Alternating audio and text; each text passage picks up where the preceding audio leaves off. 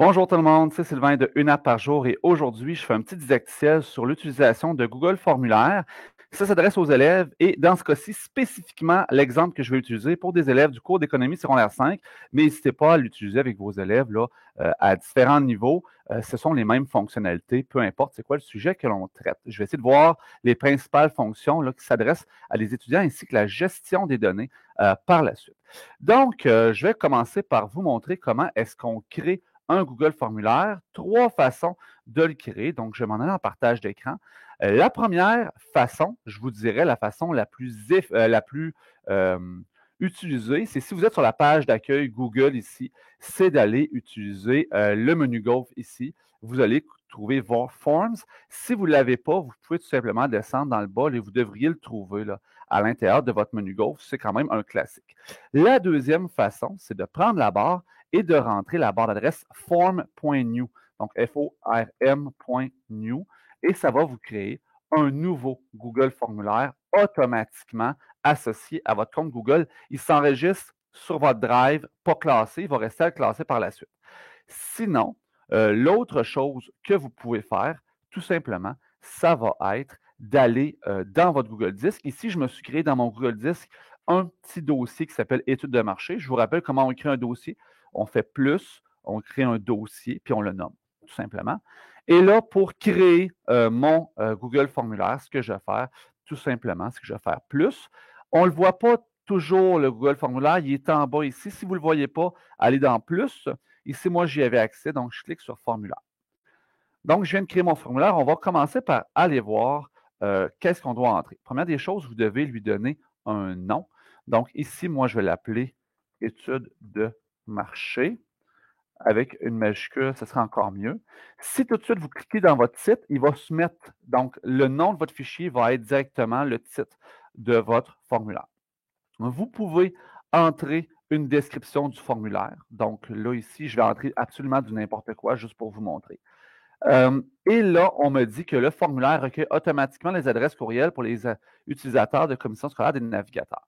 Alors là, c'est à vous de voir. Est-ce que vous voulez que votre étude de marché s'adresse seulement aux élèves de l'école ou aux enseignants de l'école, ou si vous voulez que ça sorte à ce moment-là, il faut modifier les paramètres. Je vais vous montrer ce qu'on fait. Donc, on va cliquer sur modifier les paramètres.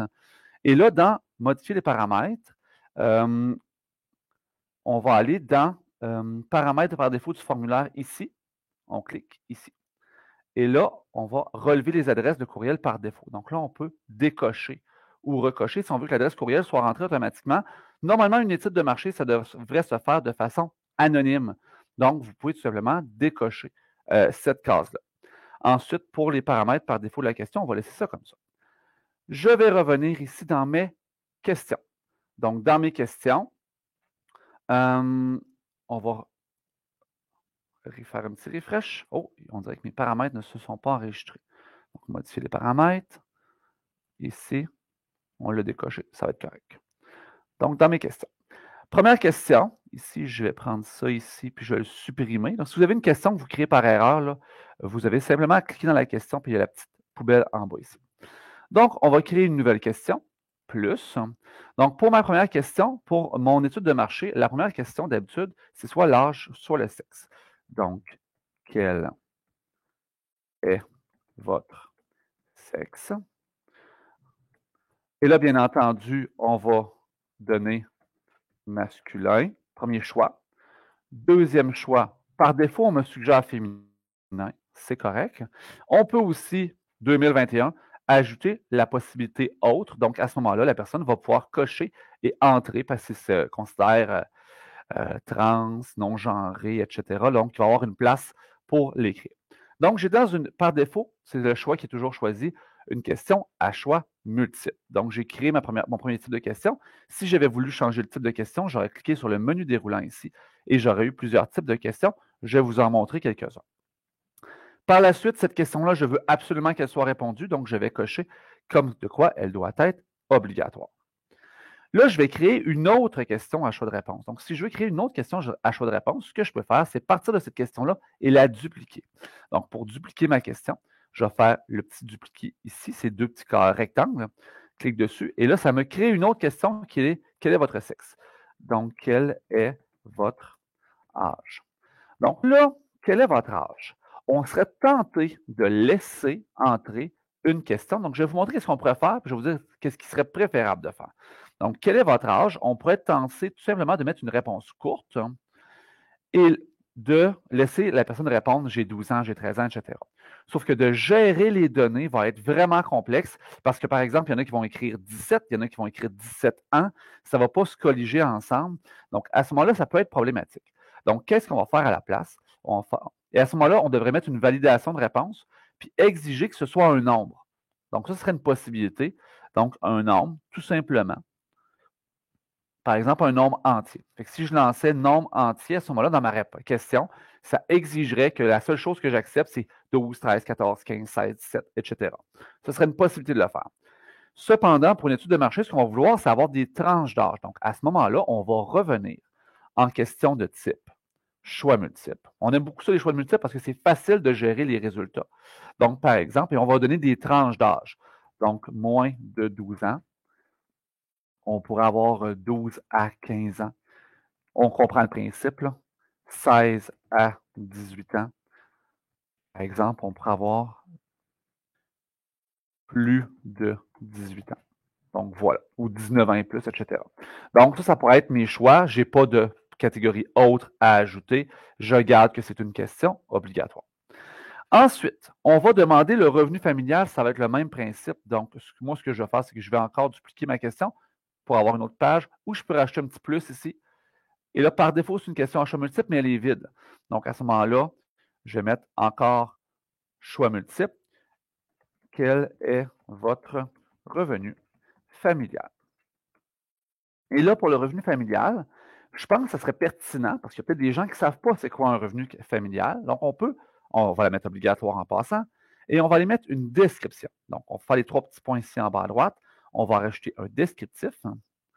Et là, ici, dans mon descriptif, ce que je vais faire, par exemple, c'est que le revenu familial est, et là, je mettrai la définition de ce qu'est un revenu familial pour que la personne qui va répondre réponde correctement, hein, parce que c'est une source de biais de ne pas savoir c'est quoi la question. Puis comme c'est une question obligatoire, il ne faut pas passer à côté. Et là, à ce moment-là, ce qu'on va faire, c'est qu'on va donner des tranches. Donc, par exemple, moins de 20 000 par année. Je trouve que si j'avais mis 20 000, ça aurait été encore mieux. Et là, je vais mettre un autre truc, là, mais là, je vais mettre tout simplement entre 20 001 et 30 000 par année. Et là, on mettrait les autres possibilités pour notre revenu familial. Mais là, je vais arrêter là. Je ne vais pas étirer ça pour rien. Ensuite, vous pourrez mettre d'autres types de questions. Vous pourrez aussi intégrer une description de votre produit. Alors, on fait une étude de marché. Donc, par exemple, supposons que moi, je fais un nouveau type de ballon de basket. Bien, à ce moment-là, je devrais peut-être mettre un descriptif de mon produit. Si vous voulez ajouter un descriptif de votre produit, les options qui s'offrent à vous, je voudrais 3 options. La première, c'est de mettre tout simplement du texte. Donc, par exemple, vous pouvez faire une description de votre produit. Donc, description du produit. Et là, tu peux rentrer tout ton texte. Donc, ça, c'est une première possibilité que tu as pour faire un descriptif de ton produit. La deuxième des choses que tu peux faire, c'est ajouter tout simplement une image. Donc, si j'allais sélectionner une image, je vais aller à partir de mon ordinateur, ici, là, parcourir sur mon ordinateur. Je pense que j'ai une image sur mon bureau juste pour te regarder. Il y a moi devant un ordinateur en Bitmoji. Donc, ça peut faire la job ici. Donc, ça a été ajouté ici. Donc, vous pouvez insérer une image. Et sinon, ce que vous pourriez faire, c'est insérer une vidéo YouTube. Donc, si vous avez fait une petite capsule YouTube, vous pouvez insérer ici une vidéo YouTube. Il reste seulement à coller l'URL de votre vidéo YouTube et elle va pouvoir être lue directement dans le questionnaire. Donc là, je vais vous montrer jusqu'à présent de quoi ça a l'air, le questionnaire. Je vais vous montrer ici avec prévisualiser. Donc, ton questionnaire, premièrement, il est drabe, on va se le dire, on va le changer tantôt. Donc là, ici, on dit votre adresse courriel sera enregistrée lorsque vous enverrez le formulaire. Ensuite, quel est votre sexe, quel est votre âge, quel est votre revenu familial. J'aurai ici du texte pour décrire mon produit. Et ici, j'aurai une image de mon produit. Donc là, ça, c'est de quoi ça a l'air pour l'instant. Je vais fermer cette page-là ici. Je reviens. Et là, on va essayer de mettre ça en page un peu, puis je vais vous montrer comment est-ce qu'on fait aussi pour créer des questions qui dépendent de la réponse précédente. Donc, par exemple, mes deux autres questions pourraient être, est-ce que vous achèteriez ce produit? Et quel serait le prix que tu serais prêt à mettre? Donc, là, je vais insérer ici une autre question. La question serait, seriez-vous intéressé à acheter un tel produit? Ma question. Donc, et là, la réponse, ce serait oui ou non. Hein? Donc, choix multiple encore, on y va facile. Donc, ça peut être oui. Je vais mettre en dessous non. Tout simplement. Ça va être une question encore obligatoire. Et là, ce que je vais faire, c'est que je vais aller jouer dans mes sections, c'est-à-dire que je vais m'organiser pour que les gens qui répondent non, on a terminé le formulaire, puis les gens qui répondent oui, ben, on va leur demander quel prix ils seraient prêts à mettre. Donc, pour ça, ce qu'on doit faire, c'est rajouter des sections. Donc là, je vais vous montrer comment on fait des sections. On va se placer ici, peu importe où. On va faire plus. Là, j'ai rajouté une question. Ce n'est pas ce que je voulais faire. Je vais la supprimer. Et là, on va ajouter les sections. Les sections ici, c'est le dernier petit icône, c'est deux petits rectangles. Donc, ajouter une section. Donc, ma section ici, on va l'appeler notre produit. Okay?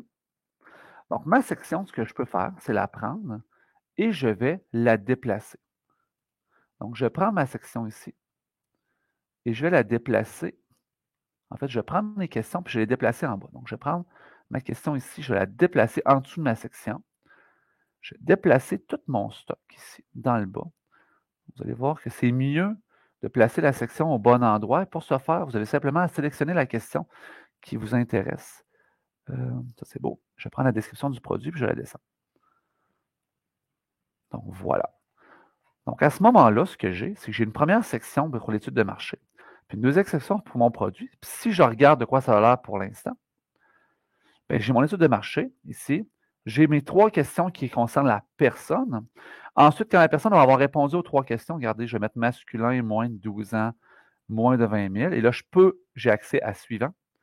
Et là, j'arrive sur une autre section où est-ce qu'on me présente le produit. Et là, est-ce que vous seriez intéressé à acheter un tel produit? Donc, je devrais répondre, par exemple, oui ou non. Et là, il va falloir qu'il y ait une autre question qui dépende de ma réponse. Donc, je vais fermer ça ici. Et là, je vais rajouter une troisième section. Donc, je vais mettre à la fin, sur ma dernière question. Je vais rajouter une section à la fin.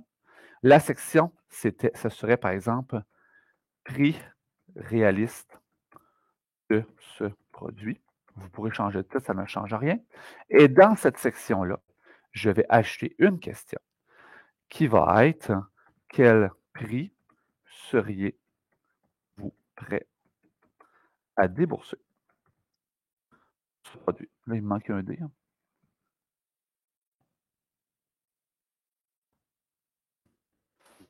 Et là, encore là, je mettrais une série de prix. Donc, par exemple, là, je vais mettre des prix au hasard. Je mettrais sincèrement des suggestions ou des ranges de prix. Donc, 5 là, c'est juste pour vous montrer 8 hein. Puis, je vais mettre encore là, bien entendu, cette question-là obligatoire. Et là, ce que je dois faire, c'est qu'à la fin de ma section, OK? Donc, la question seriez-vous intéressé à acheter un tel produit? C'est là que je vais aller mettre une validation de réponse. Donc, comment est-ce que je fais ça? Donc, c'est cette question-là qui décide si je dois répondre à la dernière question. Je m'en vais dans les trois petits points. Accéder à une section en fonction de la réponse. Donc, si la personne répond oui, je vais à la section suivante. Si la personne répond non, je ne vais pas à la section suivante. Je vais tout simplement envoyer le formulaire. Donc, c'est terminé. Je n'ai pas à répondre à la dernière section. Ici, dans le oui, là, vous pouvez aussi choisir spécifiquement une section, ce qui ne change rien dans ce cas-ci. Aller, par exemple, à la section prix réaliste. Voilà. Donc, une fois que ça, c'est fait, vous pouvez bien entendu ajouter d'autres questions pour étoffer votre étude de marché. Je vous montre de quoi ça a l'air, puis après ça, on va faire la mise en page. Donc, étude de marché. Donc, j'ai commencé à répondre. Donc, maintenant, avec Google Formulaire, ça enregistre automatiquement nos réponses, fait qu'on peut revenir plus tard. Ensuite, suivant. Là, ici, est-ce que vous seriez prêt à acheter un tel produit? Supposons que je réponds non. Bien là, si je fais suivant, ça l'a envoyé le formulaire. Fait que je fais envoyer, j'ai terminé. Je vais faire envoyer une autre réponse juste pour vous montrer. Quel est votre sexe? Ici, je vais mettre féminin, 16 à 18 ans. Cette réponse-là ici, je fais suivant. Et ensuite, je serais intéressé à ce produit-là, suivant. Et là, on me demande quel prix je serais prêt à débourser pour ce produit. Je vais mettre 5 et là, je vais envoyer. Là, ici, on va voir deux problèmes. La première des choses, c'est qu'une personne peut répondre plusieurs fois à la question. Donc, si vous ne voulez pas qu'une personne puisse répondre plusieurs fois à la question, mais là, il faut collecter l'adresse courriel de la personne pour éviter qu'une personne réponde plusieurs fois. Donc, par exemple, ici, collecter les adresses courriels, je vais la décocher. Sinon, si je veux permettre d'envoyer réponse maximum, bien, si je collecte les adresses courriels, je peux mettre une réponse maximum. Si je ne collecte pas les adresses courriels, hein, je ne peux pas demander d'avoir une réponse maximum. Donc, c'est un choix que vous avez à faire dans votre étude de marché. Ensuite, vous allez voir ici que dans mes paramètres, je peux changer la mise en page. Donc, ici, dans mon thème, vous pouvez sélectionner une image de thème dans le haut. Il y a plusieurs images qui sont disponibles. Donc, supposons que je vends, moi, des bonbons. Regardez, j'ai des images de bonbons qui sont possibles. Sinon, vous pouvez aller sélectionner une autre possibilité d'image pour votre. Supposons que sélectionner une image. Vous pouvez aller ici dans Transférer et sélectionner une image sur votre drive. Donc, si je sélectionne mon image de bonbon, je vais l'insérer. En fonction de l'image que vous allez sélectionner, vous allez voir qu'il y a différentes possibilités de fond d'arrière-plan que vous pouvez aussi sélectionner pour votre thème. Vous pouvez choisir une section d'arrière-plan ici. Là, si je vais dans mes questions, vous allez voir ce qui s'est appliqué. Donc, j'ai mon image qui s'est appliquée. Ma couleur de thème va s'appliquer sur les sections et la couleur d'arrière-plan va s'afficher aussi en fonction. Vous pouvez sélectionner des types de police de caractère. Donc, je vais choisir espiègle. Donc, ça change la police de caractère. L'autre chose que vous allez vouloir savoir, c'est comment est-ce que je gère mes réponses. Mais pour gérer vos réponses, vous allez ici en haut dans Réponses. Vous allez voir en résumé, donc les différentes réponses à chacune de vos questions, hein, avec un graphique qui est autogénéré. D'ailleurs, ce graphique-là, vous pouvez le copier et l'insérer ailleurs en faisant tout simplement le petit presse-papier ici. Ensuite, par question, bien, vous pouvez avoir les différentes réponses de chacune des questions, OK, à l'individuel. Et en individuel, c'est chaque répondant, qu'est-ce qu'il a répondu. Si vous voulez aller plus loin dans la gestion de vos réponses, vous pouvez automatiquement générer un fichier Excel. Moi, ce que je vous suggère, c'est qu'avant de générer ce fichier Excel-là, vous seriez mieux de partager votre étude de marché avec les autres membres de votre équipe. Donc, pour partager votre étude de marché avec les autres membres de votre équipe, il faut aller dans les trois petits points ici en haut à droite. Vous allez ici ajouter des collaborateurs et vous allez entrer leur adresse courriel à vos collaborateurs. À ce moment-là, ils vont pouvoir travailler eux aussi sur votre étude de marché. Et une fois que ça c'est fait, bien, vous pouvez générer une feuille de calcul, donc un fichier sheet. Je vais créer une feuille de calcul ici qui va s'appeler étude de marché. Je la crée.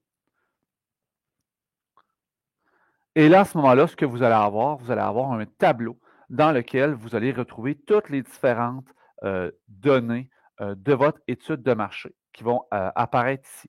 C'est vraiment pratique d'avoir ces données-là parce que vous allez pouvoir les trier. Donc, par exemple, ici, si j'avais plusieurs réponses puis que je voulais avoir toutes les réponses masculines en premier ou toutes les 12 ans et moins en premier, bien, c'est possible pour vous de prendre toutes les réponses ici. Donc, on sélectionne la plage de réponses. En fait, pour vous montrer, là, je vais refaire une réponse. Ici, je vais aller dans Questions. Je vais aller vous montrer si je réponds encore une autre fois. Un autre masculin, 16 à 18 ans, ça. Je vais juste répondre oui. Puis je vais répondre que je voudrais payer 2 $. Donc, une fois que ma réponse a été envoyée, bien, si je vais ici, regardez, il se rajoute une ligne. Et là, je vais vous montrer comment on trie ces réponses-là parce que ça peut être vraiment super pratique de faire ça. Donc, une fois que vous avez fait cette section-là, vous pouvez aller dans Données et vous pouvez trier. Donc, vous pouvez faire un filtre ou trier. Donc, créer un filtre. Et à ce moment-là, non, ça, c'est pas ça que je voulais faire. Je vais annuler. Vous devez sélectionner toutes vos données, y compris le titre dans le haut. OK? C'est très important. Et là, vous allez pouvoir faire un tri. Donc, Données. on va faire trier, créer un filtre. Et à ce moment-là, vous allez pouvoir trier. Donc, par exemple, ici, je veux seulement avoir les réponses féminins. Féminin, OK. Et à ce moment-là, j'ai enlevé féminin, donc j'ai juste masculin qui s'applique. Donc, on peut aller voir juste nos données pour le masculin. Si je retourne dans mon filtre, ici, le petit triangle, je vais juste accepter le féminin, je décoche le masculin. Voilà, juste mes réponses féminines qui s'appliquent. Et si je recoche les deux, voilà. Donc, à ce moment-là, vous pouvez aller sortir des données. Vous pouvez aller voir, par exemple, dans mes 12 à 18 ans, quel prix ils sont prêts à payer. Dans mes féminins, les filles sont prêts à payer combien? Les garçons sont prêts à payer combien? Puis faire vos calculs en conséquence. Donc, c'est vraiment pratique de travailler à partir du fichier Excel. Où est-ce qu'il se retrouve votre fichier Excel? Ben, il va être dans votre drive, dans l'étude de marché. Là, si je fais un petit refresh ici, ben, il a été créé dans mon dossier de départ sur mon Google Drive. Donc, je pense que ça fait pas mal un tour assez efficace de caisse qu'on devrait comprendre pour créer une étude de marché à partir d'un Google Formulaire ainsi que du Google Sheet qui va avec. Si vous avez d'autres questions, n'hésitez pas à communiquer avec moi directement dans le bas de la vidéo, dans les commentaires. Ça me fera un plaisir de vous répondre. Sinon, je vous souhaite une bonne journée.